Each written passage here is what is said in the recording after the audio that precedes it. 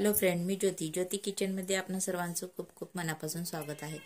तर आज आपण कुकरमध्ये बनवणार आहे अशी ही प्रकारची पावभाजी, एकदम हॉटेलसारखी एकदम टेस्टी आणि चवदार, एकदम मस्त अशी ही रेसिपी आहे। चला तर रेसिपीला सुरुवात करूया। आपण एक कुकर गॅसवर गरम करायला ठेवला आहे। त्यात मोठा चमचा भरून मी तेल घातलं आहे। आता तेल आपलं गरम झाले की ह्यात आपल्याला आलं लसणाची पेस्ट घालायची आहे। आलं लसणाची पेस्ट व्यवस्थित अशी मस्त झाली गरम की मग त्यात आपल्याला कांदा बारीक चिरलेला घालायचा आहे। हा मी कांदा घेतला आहे, एक मीडियम साइजचे 3 कांदे घेतले आहेत मी। आपला कांदा व्यवस्थित भाजत आला की ह्यात आपल्याला टोमॅटो घालून घ्यायचा आहे।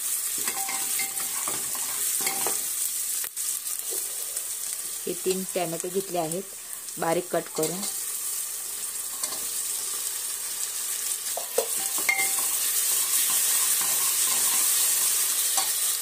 आता ह्यात आपल्याला 2 चमचे चटणी आणि 1 छोटा चमचा हळद घालायचे आणि आपला टोमॅटो लवकर भाजला जावा यासाठी 1 छोटा चमचाभर मीठ घालत आहे। चवीनुसार घातला तरी चालते, जेणेकरून आपला टोमॅटो लवकर शिजला जाईल।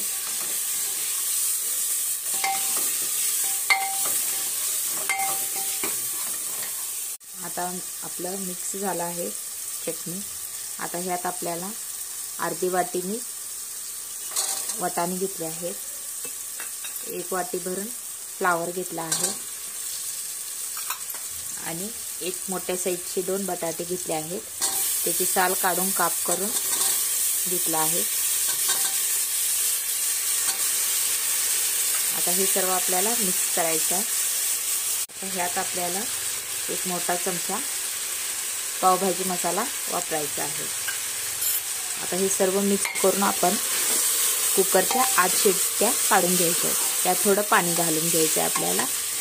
साधारण 1 ग्लास किंवा 2 ग्लास घातलं तरी चालतं, अर्धा तांबा घातला व्यवस्थित असं होतं।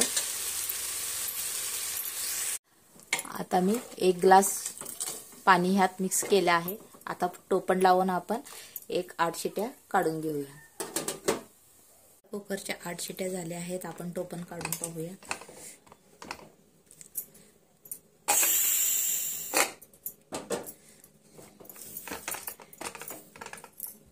हे पहा, अशा प्रकारे आपलं हे भाजी बनून तयार झाली आहे।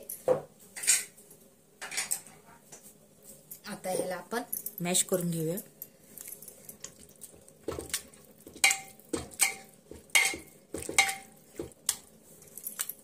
सर्व भाज्या आपल्या मॅश करून झाल्या आहेत। आता ह्यात आपल्याला कोथिंबीर घालून घ्यायची आहे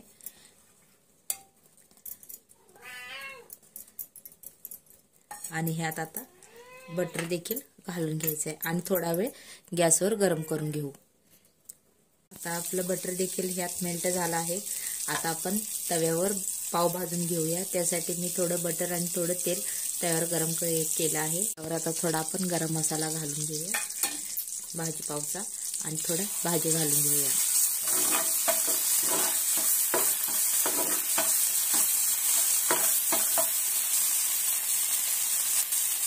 आणि हे पाव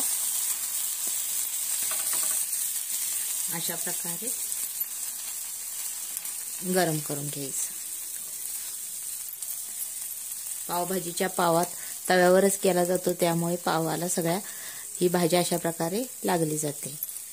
आता आपण घरीच कुकरमध्ये करणार आहे, त्यामुळे थोडी भाजी टाकून तव्यावर अशा प्रकारे आपल्याला हे पाव शेकून घ्यायचं आहे।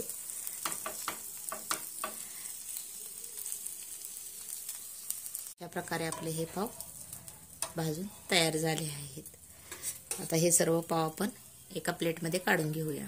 हे पहा, अशा प्रकारे हे आपली पावभाजी बनवून तयार झाली आहे। एकदम मस्त अशी, एकदम झणझणीत आणि कुकरमध्ये झटपट होणारी ही रेसिपी आपली झाली आहे। आणि ही रेसिपी जर आवडली असेल तर चॅनलला नक्कीच लाईक करा, शेअर करा आणि सबस्क्राईब करायला विसरू नका।